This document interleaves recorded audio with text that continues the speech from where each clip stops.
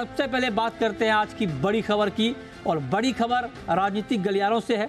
Mission 2024, जी हां, mission 2024 Lok Sabha चुनाव से पहले विपक्षी खेमा महागठबंधन की पावर को बढ़ाने में लगा है, जिसकी एक बानगी दक्षिण के दुर्ग कर्नाटक के बेंगलुरु में देखने को मिली, जहां विपक्ष की 26 पार्टी एक मंच पर साथ नजर आई।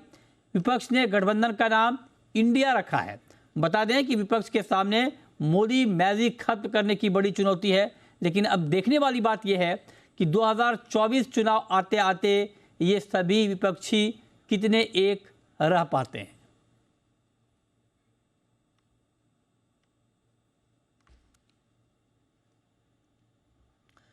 और उधर बेंगलुरु में विपक्षी एकजुटता को करारा जवाब देने के लिए बीजेपी ने एनडीए की महाबैठक दिल्ली में आयोजित की है। इस बैठक में एनडीए के 38 सहयोगी दल शामिल होंगे, जो कि विपक्ष के 26 सहयोगी दलों पर अपना दबदबा पेश करेंगे। दिल्ली में एनडीए की ये बैठक अशोका होटल के कलिंगा हॉल में आयोजित होगी। वहीं आज एक कार्यक्रम में पीएम मोदी ने विपक्षी एकता को लेकर तंज कसा और कहा कि एक चेहरे पर कई चेहरे लगा लेते हैं लोग। साथ ही पीएम ने यह भी कहा कि ये सब लोग अपने कुनबे को बचाने के लिए इकट्ठा हो रहे हैं।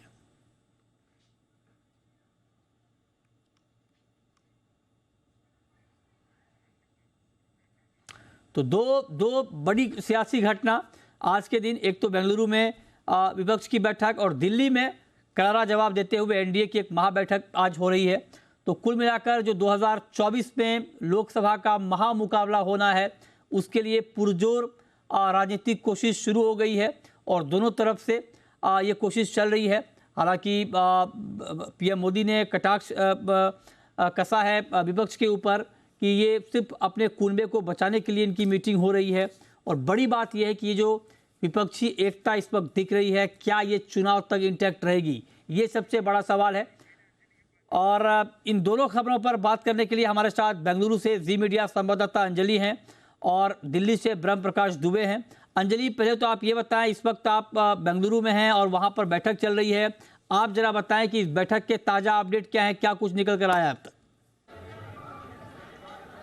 देखिए, बैठक खत्म हो चुकी है और अब आपको दिखाते हैं, ये दरअसल उस प्रेस कॉन्फ्रेंस हॉल की तस्वीरें हैं जहां पर अभी थोड़ी देर बाद ही प्रेस कॉन्फ्रेंस शुरू होने वाली है। तमाम सीटें जो हैं वो लगा दी गई हैं। 26 दल इस बार शामिल हैं, तो उस हिसाब से सीटों की संख्या भी रखी गई है।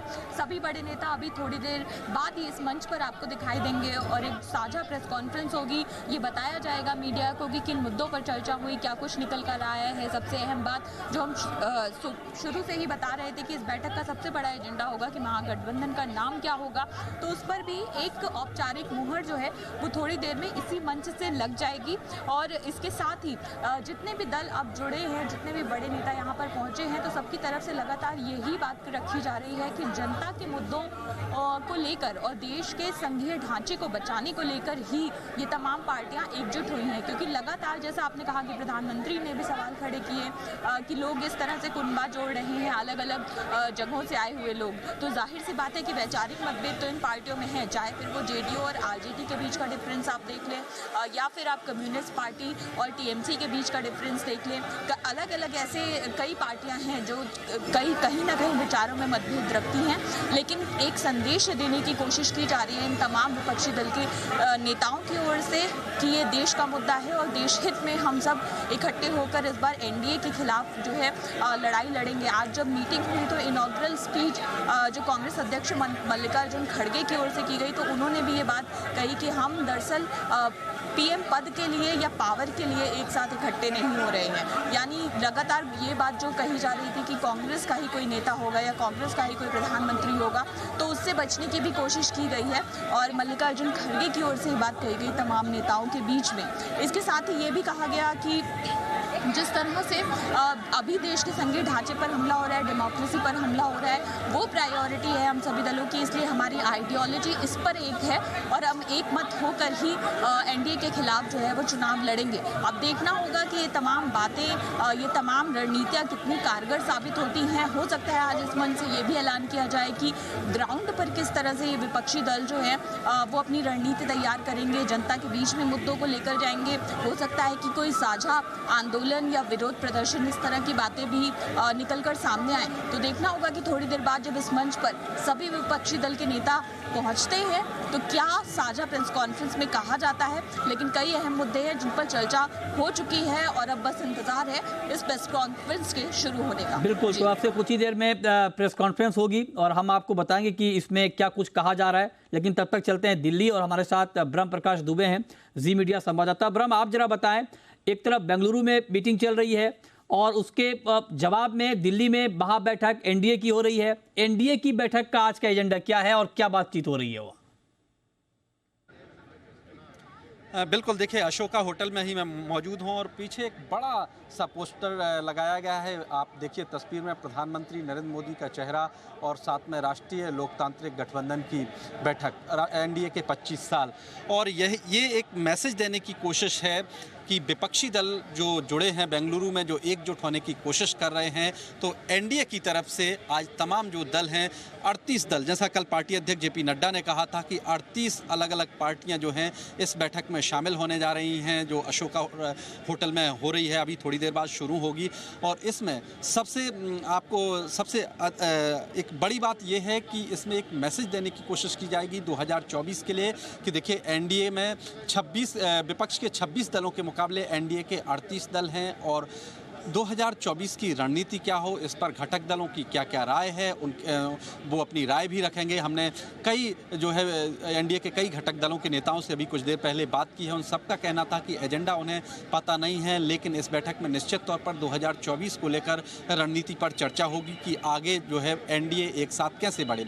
अधिकतर देखिए इस एनडीए गठबंधन में अधिकतर वो दल भी शामिल हो चुके हैं जो पहले एनडीए छोड़कर गए थे, चाहे पंजाब से बात करें अकाली दल लोकतांत्रिक की, या फिर नॉर्थ ईस्ट के कई दलों की बात करें, या उत्तर प्रदेश के कई दलों की बात करें जैसे राजभर की सुभाषपा है, या फिर बिहार की जो है हम पार्टी है जीतन राम मांझी कुछ देर पहले जी न्यूज़ से बात करते हुए खुद कह रहे थे कि वो इस बैठक में इसलिए शामिल हो रहे हैं क्योंकि तमाम छोटी छोटी पार्टियों को प्रधानमंत्री नरेंद्र मोदी ने 2024 के लिए जोड़ा है और इस बात की खुशी है कि देश की अलग अलग जो रीजनल पार्टियां हैं, छोटी छोटी पार्टियां हैं, उनको साथ लेकर बीजेपी चल रही है, प्रधानमंत्री नरेंद्र मोदी साथ लेकर चल रहे हैं। तो अशोका रोड में जो बैठक शुरू होगी उसमें एक ये मैसेज देने की कोशिश की जाएगी कि देखिए देश के बड़ी तादाद में जो हैं रीजनल पार्टियां वो एनडीए के साथ हैं, बीजेपी के साथ हैं और 2024 के चुनाव के लिहाज से, 2024 के घमासान के लिहाज से एनडीए कहीं भी विपक्ष से पीछे नहीं है, क्योंकि विपक्ष ने एकजुटता दिखाने की कोशिश की बेंगलुरु से, तो यहाँ दिल्ली से एकजुटता दिखाने की कोशिश करेगी एनडीए। जी, ये खबर आ रही है कि 38 सहयोगी दल शामिल हो रहे हैं। क्या सारे दलों के नेता वहां पर पहुंच चुके हैं या अभी आना बाकी है कुछ का?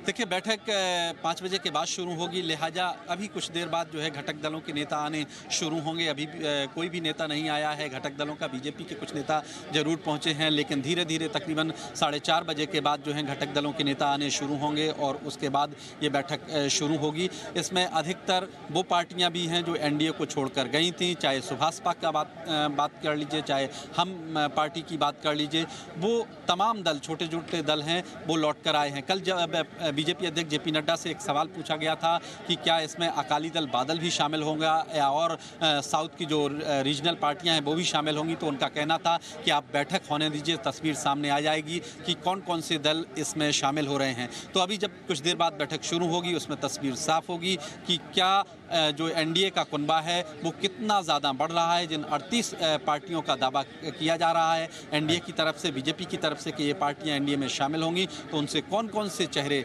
आते हैं इस बैठक में, तो कुछ देर बाद ये तस्वीर भी सामने आएगी। बिल्कुल, तो ये बहुत महत्वपूर्ण होगा देखना, और इन दोनों जगहों की बैठक पर हमारी नज़र बनी हुई है। हम लगातार आपको अपडेट देते रहेंगे। बहुत शुक्रिया ब्रह्म आपका और अंजलि आपका भी, ये पूरा